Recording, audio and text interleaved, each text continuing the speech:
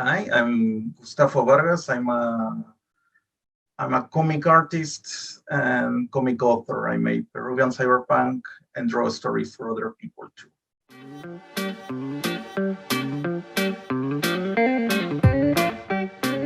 My books are basically it's a visit to a science fiction cyberpunky Peru that lives on my head.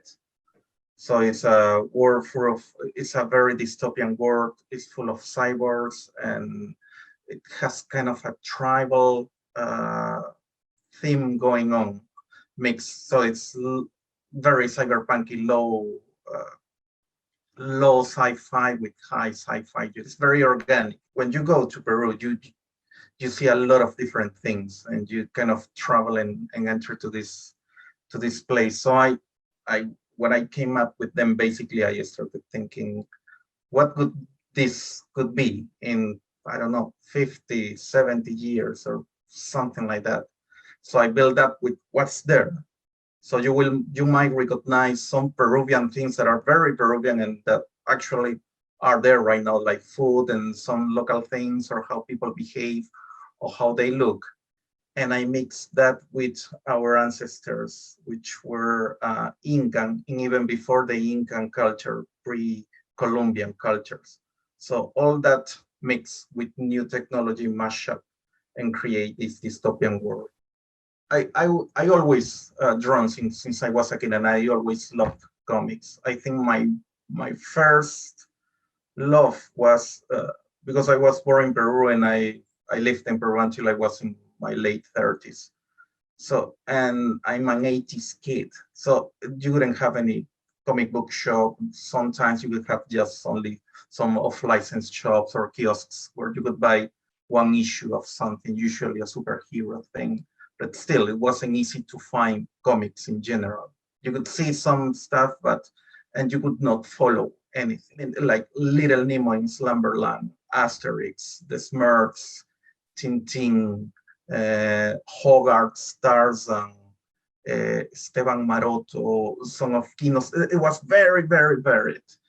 And I think that was very essential to me because for me, since I was pretty small, I knew that comics wasn't superheroes or just comic strips or just adventures. It was a whole language. I traveled for the first time to Europe in the beginning of 2011, 2012, something like that.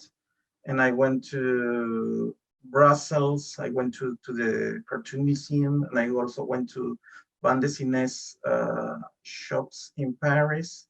And that was just too much because I was a bit like, I should come back to comics, but I don't have the time, which is a lie, but I don't have the time. And in that moment, I went back full on comics. I started reading a lot of Mignola, some of Fabio Moon, Gabriel Ba, David Rubin. So it's, I don't know, a bit of everything. First, I start with a place. That's the main thing. And in this case, it's not an invented place. Even though I change many things, it's an actual place. So all my books are named after a city or an area. So I was thinking that the other day, for example, for many persons, Uno is my last book. Is like, okay, so I suppose it's a name, but in Peru, everybody's like, oh, it's like you could say Brighton. Everybody will know it's a particular area.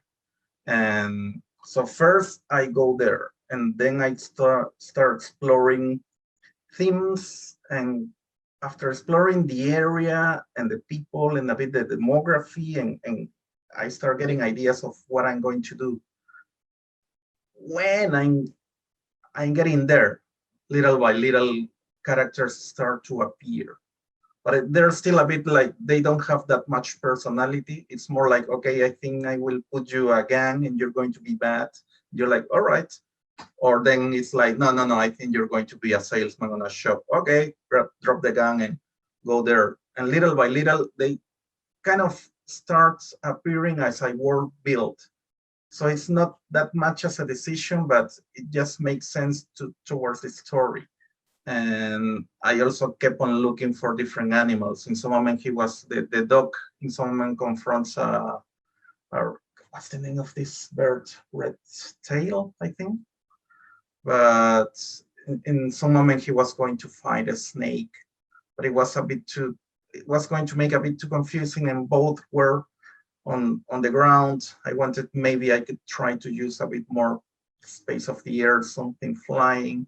So the same is the more you were building, some moment it makes sense, and then little by little you just add up more things. But it's basically, I think the world building will inform the characters that I need, and little by little they will get more three-dimensional to the story I want to make. I think dialogue can be a lot of fun, but you need to know when to put dialogue.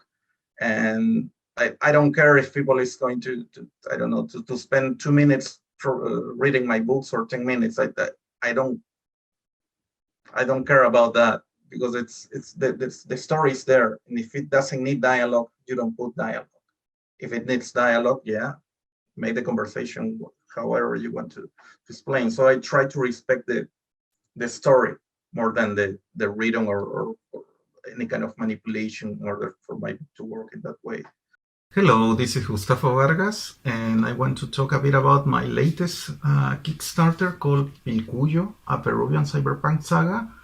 Peruvian Cyberpunk is a place where robotics and biotechnology are accessible to many, where corrupt governments and crime organizations clash constantly in disputes over power.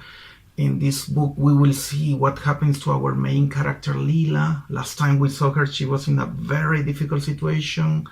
We will see what happens with this huge army that is marching through the Peruvian highlands in order to get this very elusive asset they've been looking forward to find.